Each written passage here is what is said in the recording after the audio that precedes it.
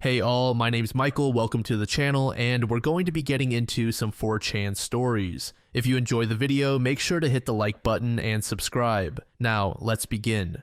Be me, Rachel, 24, a senior sociology major at State University. I'm passionate about feminist theory and social justice, writing my honors thesis on debunking the attractiveness myth, how modern dating apps level the playing field. I'm convinced that online dating democratizes romance, that personality and shared values matter more than superficial looks, and that dating apps are tools of empowerment for women to find quality partners. I have an older brother, Tyler, 26, who works as an accountant. He's a decent guy, but painfully average looking, 5'8", slightly overweight, thinning hair, thick glasses. He makes decent money, owns his condo, and volunteers at an animal shelter on weekends. He's been using dating apps for 3 years with minimal success, maybe getting one match every few months with conversations that die quickly. He's getting increasingly depressed about his love life. During Thanksgiving dinner, Tyler comes to me for help. Rach, you understand women better than anyone. Can you help me figure out what I'm doing wrong?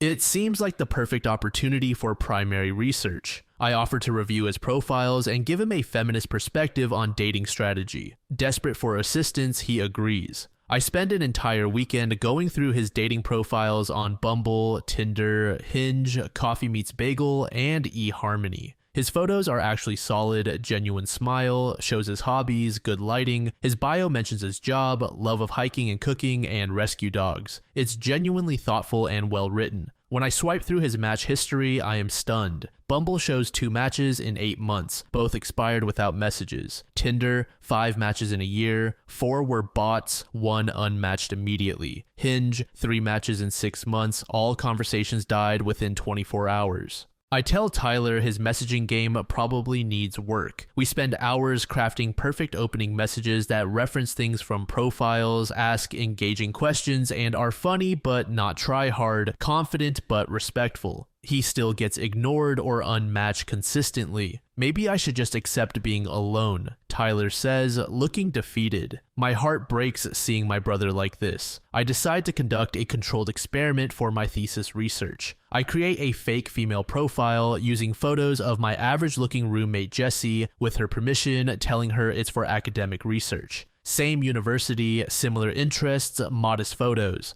I launched the profile at 9 p.m. on Thursday night. I wake up Friday morning to 127 matches and 89 messages. The inbox is completely flooded with messages ranging from crude to surprisingly thoughtful. Many guys put genuine effort into reading the profile and crafting responses. I delete the fake profile, feeling weird about the deception, but the data is undeniable. Being female on dating apps is a completely different experience. I start questioning my initial thesis assumptions. Hanging out with my sorority sisters Brittany and Ashley at their apartment, they're both complaining about the lack of quality guys on dating apps. I offer to help them swipe to see their selection process, and what I witness completely shocks me. I watch Brittany swipe through 200 plus profiles in under 30 minutes, swiping left on doctors, engineers, teachers, and social workers. When I ask about specific rejections, why do you swipe left on that pediatric surgeon? She says, he looked short and had a weird nose, but he literally saves children's lives for a living. So I'm not attracted to him. It hits me that attractiveness is a binary gatekeeping mechanism. Ashley shows me her maybe pile of guys she screenshotted to think about. They all look like male models or professional athletes. Meanwhile, Ashley works part-time at a boutique and lives with her parents. When I ask about education, career goals, compatibility, she says if he's hot enough, we can figure out the rest. Everything I believed about women prioritizing substance is crumbling. I design a more rigorous experiment for my thesis, creating 2 identical male profiles using stock photos. Profile A uses a conventionally attractive guy, male model photos from Instagram. Profile B uses an average-looking guy, photos from dating advice blogs. They have identical bios, same job, marketing coordinator, same interests, same height, same age, even the exact same bio text, word for word. I launch both profiles simultaneously on Thursday evening. After 1 week, the results are stark. Profile A, attractive, gets 156 matches, 89 messages, and 12 phone numbers. Profile B, average, gets 7 matches, 3 confirmed bots, 2 messages, and 0 responses. The difference is so stark, it's actually disturbing. When I show the results to Tyler, he says, "This isn't news to me, Rach. I've always known." Then why do you keep trying? I ask. What choice do I have? Give up completely? I realize I have no good answer. All my feminist theory about just be yourself sounds hollow now. I start paying attention to real-world interactions at parties and social events. Attractive guys get approached constantly. Women laugh at their jokes regardless of humor quality, initiate conversations, and find excuses to touch them. Average guys put in massive effort for polite but brief responses, while women look past them like they're invisible furniture. At a campus mixer, I watch an interaction that changes everything. A nerdy guy from my statistics class approaches a group of girls. He's actually funny and interesting. I know from class discussions. He makes a genuine attempt at conversation about upcoming midterms, but the girls give him polite but cold responses, clearly wanting him to leave. Literally 5 minutes later, a stereotypical frat bro joins the same group, says nothing interesting, just "Hey ladies" with a cocky smile, and suddenly they're all giggling and engaged. The guy from stats class watches from across the room, looking crushed. Later, I confront my friend Lindsay about this. "Why were you guys so dismissive of Jake? He's really smart and funny." "I don't know, just no spark, I guess." "You didn't even give him a chance to show his personality. Sometimes you just know, you know." I realize spark is code for physical attraction. Personality only matters after passing the looks threshold. When my thesis advisor, Dr. Martinez, asks about research progress, I tentatively share some preliminary findings. Her expression grows concerned as I explain the experiments. "Rachel, you need to be careful about confirmation bias. Are you sure you're not letting personal experiences cloud your objectivity? Maybe focus on success stories instead. There's plenty of research showing personality matters most." I realize even academia has incentives to suppress uncomfortable truths. I dive deeper into research, expanding experiments and creating profiles across different demographics and locations, testing different variables: age, education, career status. The results are consistent across all categories. Physical attractiveness dominates everything else. Women's stated preferences versus revealed preferences are completely different. I survey female friends about dating priorities. 91% claim personality and values are most important, but their swiping behavior contradicts this entirely. They reject potentially compatible partners based on photos alone, never even reaching the personality evaluation phase. I have a complete breakdown at 2 a.m. while writing my thesis draft. Everything I believed about gender equality in dating was wrong. Women aren't victims of shallow male culture. We created our own version, maybe even more ruthlessly selective than men historically were. Dating apps didn't democratize romance, they gamified physical appearance. Average men are completely shut out of the modern dating market. My original thesis is now impossible to defend with honest data. I attempt to rewrite, focusing on the digital dating divide, how apps create a winner-take-all markets, but Dr. Martinez rejects the new direction. This doesn't align with the department's research goals or values. Perhaps consider focusing on success stories and positive outcomes. I realize academic publishing has ideological constraints. I am forced to write a sanitized version about communication patterns in digital spaces. I graduate with a bullshit thesis that says nothing meaningful, but I keep the real research data for future use. Tyler eventually meets his girlfriend Kate through a hiking meetup group. She's wonderful, kind, intelligent, shares his interests. It took the meeting 300 plus people in person over 18 months to find mutual attraction. Dating apps would have filtered him out before the first conversation. I start a private practice as a relationship counselor after graduation, using my real research to help clients develop realistic strategies. I help men understand the modern dating landscape and adjust expectations, encourage offline activities and hobby-based social circles. I help women understand the long-term consequences of extreme selectivity. The most attractive men they match with aren't looking for commitment, and by focusing solely on looks, they miss compatible long-term partners. I get backlash from from both sides. Feminists call me a pick-me girl and internalized a misogynist. Men's rights activists say I'm too little too late and part of the problem. I receive hate mail from university peers, and some professors publicly distance themselves from my work. 5 years later, I'm still counseling couples. Tyler and Kate got married last year and are expecting their first child. Many of my female friends from college are still single and increasingly bitter. Where are all the good men, they ask. I want to tell them you swiped left on them, but admitting that would require confronting an uncomfortable reality. Society isn't ready for an honest discussion about modern dating dynamics. It's easier to blame toxic masculinity or unrealistic standards than face the data, but individual people can be helped once they understand the game. Some truths are too inconvenient for public discourse, but that doesn't make them less true. The black pill isn't about hating women or giving up hope, it's about accepting reality and developing strategies within constraints. Tyler found love by bypassing the system entirely, meeting people through shared activities where personality matters first. Looks still matter, but compatibility gets a chance to develop naturally. My face when I went from feminist idealist to uncomfortable realist in 1 semester. I still believe in gender equality. I just understand now that the dating market has its own harsh economics. Apps monetize loneliness and optimize for engagement, not relationships. They're most profitable when people stay single and keep swiping. I'm helping people find actual connection, one couple at a time. It's worth the professional ostracism and ideological exile. Truth matters more than comfort.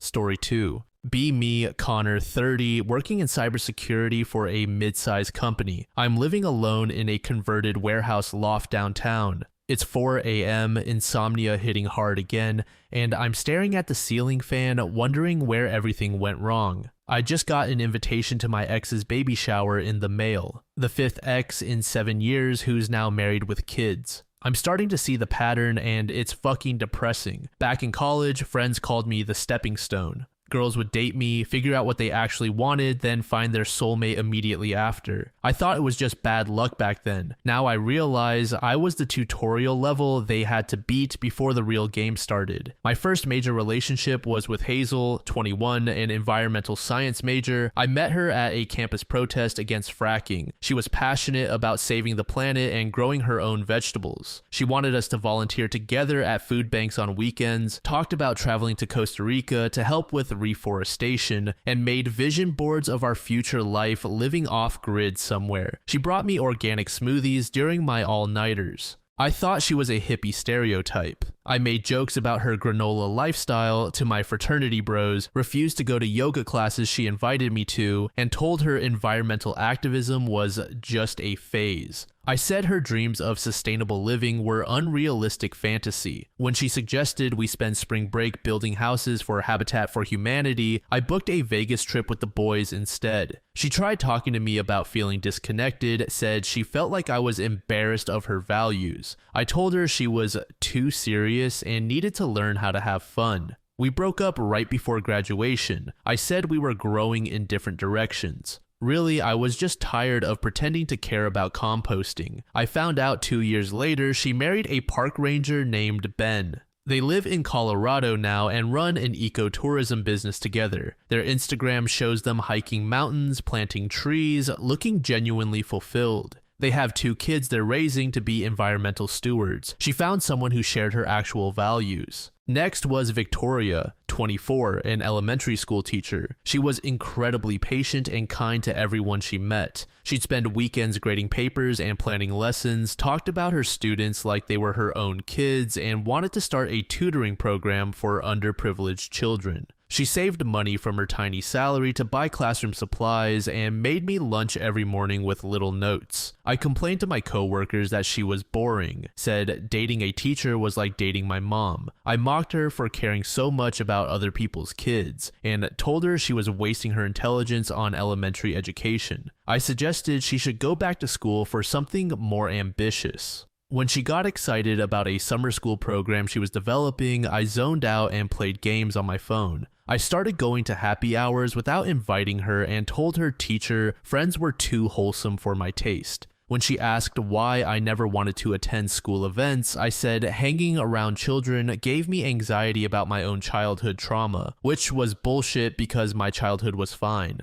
She finally confronted me after 6 months, said she felt like I didn't respect her career or her passions. I doubled down and said teaching was just a job, not a calling. I told her she was too invested in work-life balance. She looked at me like I was speaking a foreign language and packed her gradebooks and motivational posters that night. She married her principal 3 years later, a guy who actually understood her dedication to education. Their wedding photos show kids from her old classes as flower girls and ring bearers. They opened a private tutoring center that helps hundreds of students yearly. She looks radiant in every picture, like she found her purpose. Then came Isabel, 26, an aspiring chef working at an upscale restaurant. She was the most creative person I'd ever met, could make a gourmet meal from random leftovers. She dreamed of opening her own farm-to-table restaurant someday, would experiment with new recipes and ask me to taste test everything. She wanted to take cooking classes together, learn about wine pairings, and talked about traveling through Italy to study traditional techniques. She made elaborate anniversary dinners with courses that took hours to prepare. I was completely intimidated by her talent. Instead of supporting her dreams, I undermined them. I said the restaurant industry was too unstable for a serious relationship and told her cooking was just a hobby. She should find a real career. I refused to eat at her restaurant because I felt awkward around her coworkers. When she asked me to invest in her food truck idea, I said it was too risky and she should keep her day job. I made passive-aggressive comments about her working late and complained that she cared more about food than our relationship. When she won a local cooking competition, I didn't even show up. Told her I had a work emergency, but really just stayed home playing video games. She realized I was sabotaging her success because of my own insecurities. The final straw was when she got offered a sous chef position at a James Beard award-winning restaurant. Instead of celebrating, I gave her an ultimatum: choose between your career and me. She chose her career without hesitation, said I was holding her back from her dreams, and moved out the same week she started her new job. She's now head chef at her own restaurant in Portland, married to a food critic who writes glowing reviews of her innovative menu. They travel the world together, discovering new cuisines. Her restaurant has a 2-month waiting list and a James Beard nomination. I could have been part of that success story. Around 28, I started blaming women for being too career-focused. I told my gym buddies that modern women didn't know how to prioritize relationships, said I was looking for someone more traditional who understood work-life balance. Reality: I was threatened by any woman with ambition or passion. I couldn't handle being with someone more successful than me. My last serious relationship was with Natasha, 25, a veterinarian at an animal emergency clinic. She was the smartest person I'd ever dated, could perform surgery on tiny animals. She was incredibly compassionate, would cry over patients she couldn't save. She worked 12-hour shifts but still made time for romantic gestures. She wanted to open a no-kill animal shelter funded by her clinic profits, talked about adopting senior dogs that nobody else wanted. She made me a better person just by being around her kindness. I should have been proud to date someone so accomplished. Instead, I felt emasculated by her doctor title and 6-figure salary. I complained that she loved animals more than humans, said her job was too depressing and she should find a happier career. I got jealous when she had to work holidays and weekends, told her she was obsessed with work and neglecting our relationship. I started pressuring her to quit veterinary medicine, suggested she could be a stay-at-home mom instead, which was insane because she'd spent 8 years in school for her degree. When she explained how much she loved helping animals, I said she was wasting her maternal instincts on pets. The final explosion happened when she had to miss my birthday dinner for emergency surgery on a hit-and-run victim German Shepherd. Instead of understanding, I threw a tantrum like a spoiled child. I accused her of always putting animals before me and said she'd never be a good wife and mother with her priorities. She tried explaining that saving lives was her calling. I screamed that animals weren't more important than human relationships. She looked at me with complete clarity. You're right, Connor. Animals aren't more important than human relationships, but they're more important than toxic ones. She packed her veterinary textbooks and scrubs that night, left me with her spare key and a note about incompatible values, and blocked my number before I could even attempt an apology. She married another veterinarian 18 months later. They opened a joint practice specializing in exotic animal care, traveled to developing countries providing free veterinary services, and have adopted 4 rescue dogs while fostering kittens continuously. Their Christmas cards show them surrounded by happy animals they've saved. She found someone who celebrated her compassion instead of resenting it. I went on a coffee date last month with a marketing executive named Stephanie. She asked a direct question: "What are you bringing to a relationship?" I gave my practice speech about emotional maturity and stability, talked about wanting partnership with mutual support and growth. She listened politely, then asked for specific examples. When I couldn't provide any, she smiled and said, "Sounds like you know all the right words, but haven't figured out the actions." She split the check and wished me luck with self-improvement. I had a complete mental breakdown and called my therapist cousin Derek. I told him about the pattern of destroying every good relationship. He listened without judgment, then asked a simple question: "What were you so afraid of that you had to sabotage your own happiness?"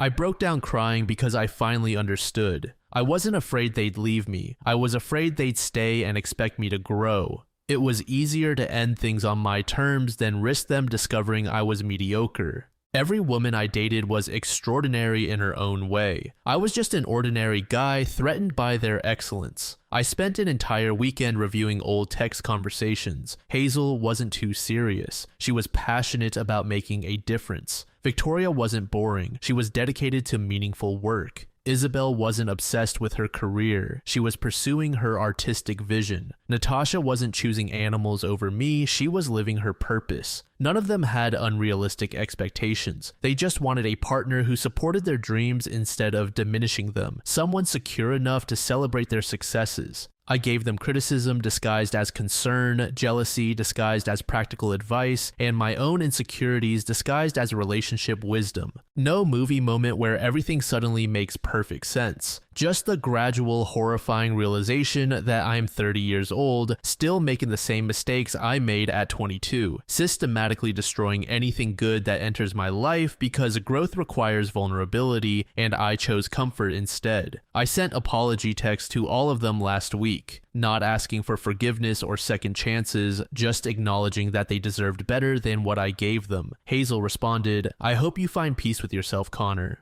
Victoria, "Thank you for saying that. I wish you happiness." Isabel didn't respond, but didn't block me either. Natasha's number was disconnected. She probably changed it years ago. It's gut-wrenching to realize they all moved on and healed, built beautiful lives with partners who appreciated their gifts, while I'm still stuck in the same apartment, same job, same destructive patterns. They grew into the people they were meant to become. I remained exactly who I was when they left. I always thought I was the victim in these relationships. Poor Connor just couldn't find a compatible partner. Women were too demanding, too independent, too much work. Truth, I was the antagonist in their love stories, the obstacle they had to overcome to find real happiness, the cautionary tale they probably tell their friends. I started therapy sessions twice a week now, trying to understand why I sabotage everything good. It probably stems from fear of abandonment after my parents' divorce, maybe imposter syndrome from feeling unworthy of love. Doesn't matter the reason, the damage is already done. Tonight I'll probably order Thai food and look through their social media, torture myself with evidence of the lives they built without me. I'll watch videos of their weddings, children's first steps, career achievements, and imagine an alternate timeline where I was brave enough to support them, where I celebrated their strengths instead of feeling threatened.